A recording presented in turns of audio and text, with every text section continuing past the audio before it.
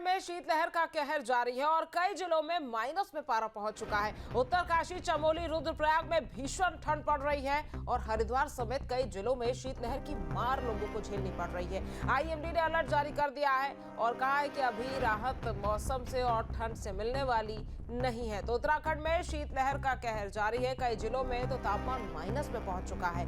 उत्तरकाशी, चमोली और रुद्रप्रयाग की अगर बात की जाए तो वहां पर भीषण ठंड पड़ रही है और हरिद्वार समेत कई जिलों में शीतलहर चल रही है। आईएमडी ने भी इसी के चलते अलर्ट जारी कर दिया है और आने वाले दिनों में राहत की कोई उम्मीद नहीं है।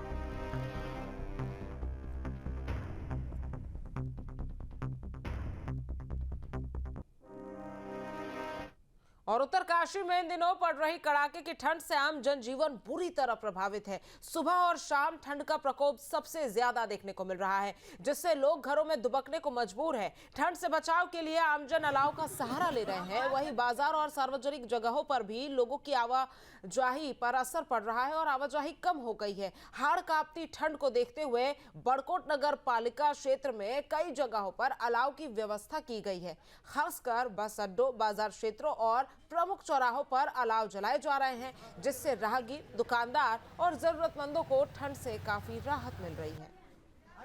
सूखी ठंड का सितम हो रखा है, बारिश हो नहीं रही है, मानसून पता नहीं कहाँ चला गया है और सूखी ठंड पड़ रही है, बहुत ही गलन है। सुबह तो -2 डिग्री सेंटीग्रेड तापमान था 7 बजे के लगभग। काफ़ी ठंड हो रही है, बारिश हो रही है, कोई ठंड की वजह से तबीयत भी खराब हो रही है, तो आग सेकना जरूरी हो गया है। इस बार सर्दी में तो कोई बारिश भी नहीं, बूंद तक नहीं पड़ी, तो कोई ठंड ज़्यादा हो रही है।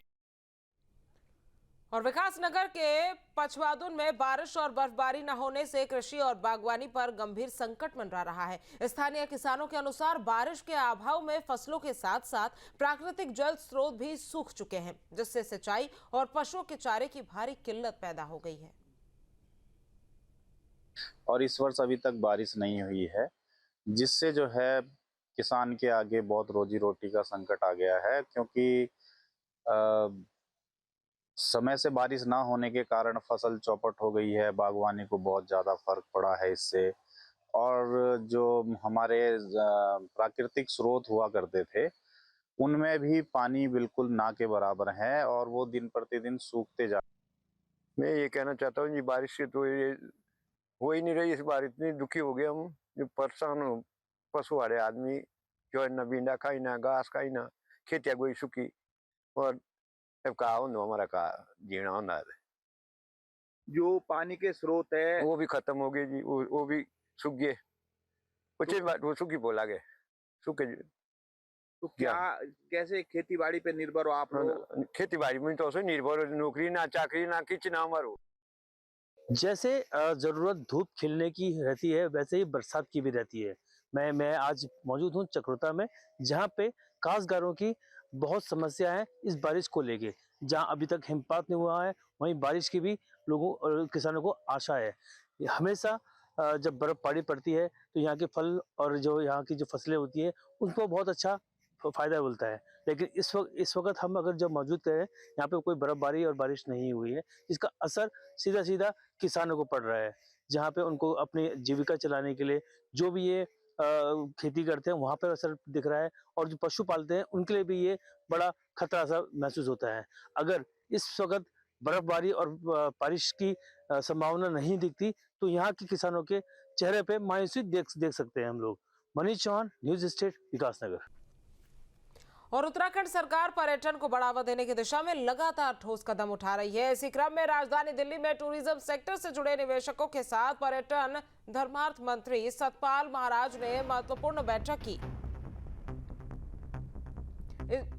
इस बैठक में tour and travel, hotel industry और हॉस्पिटैलिटी सेक्टर से जुड़े कई बड़े निवेशकों ने हिस्सा लिया। बैठक के दौरान राज्य सरकार ने उत्तराखंड में पर्यटन की अपार संभावनाओं को निवेशकों के लिए सामने रखा। खास तौर पर मौजूदा समय में शीतकालीन 4 धाम यात्रा को बढ़ावा देने पर जोर दिया गया, ताकि साल भर पर्यटन गतिविधियां संचालित की जा सके और स्थानीय लोगों को रोजगार के अवसर मिल सके। इसके साथ ही सरकार द्वारा विंटर एडवेंचर टूरिज्म को भी प्रमोट करने की योजना साझा की गई।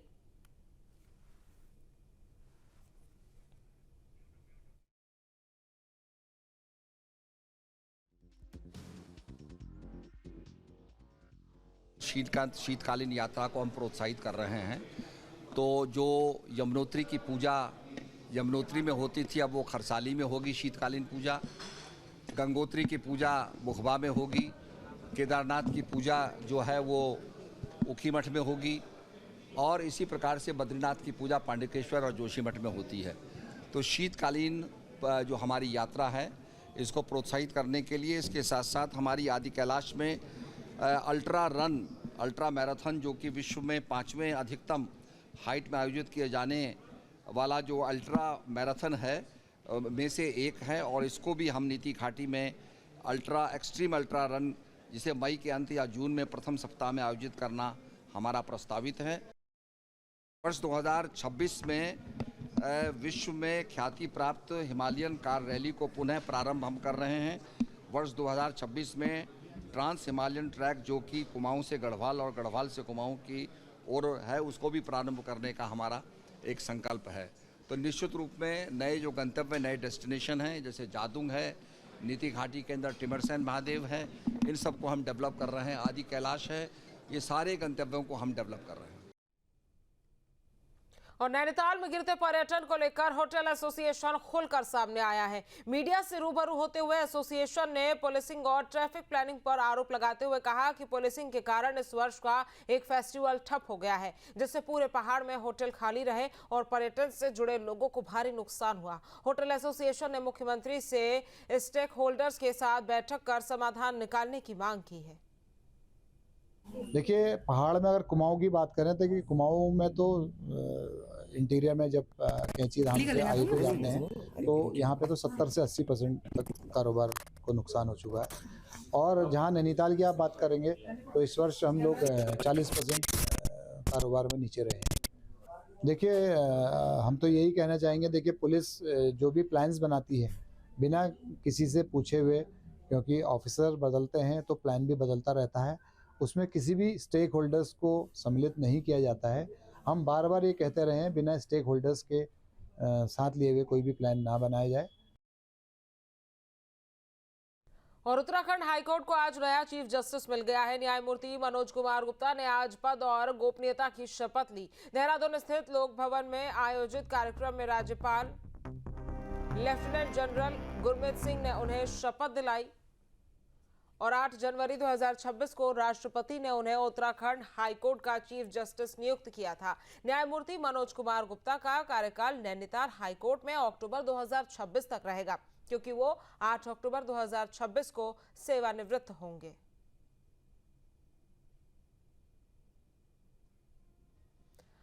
और देखिए कौन है चीफ जस्टिस मनोज कुमार, तो वो भी आपको बता देते हैं। विश्वविद्यालय से एलएलबी की डिग्री हासिल की। 6 दिसंबर 1987 को अधिवक्ता के रूप में पंजीकृत, सिविल, संवैधानिक और किराया नियंत्रण मामले में जानकार। साथ ही 12 अप्रैल 2013 को इलाहाबाद हाईकोर्ट में अतिरिक्त न्यायाधीश बने। 10 अप्रैल 2015 को स्थायी न्यायाधीश नियुक्त हुए। 22 नवंबर 2023 से 4 फरवरी 2024 तक कार्यवाहक चीफ जस्टिस का पद उन्होंने संभाला। आपके मोबाइल पर तुरंत आएगी ब्रेकिंग न्यूज। स्क्रीन पर सबसे पहले दिखेगी बड़ी खबर। देश दुनिया की हर खबर एक जगह। अब आपके मोबाइल पर तुरंत फटाफट इंस्टॉल कीजिए न्यूज नेशन ऐप और रखिए खुद को अपडेट।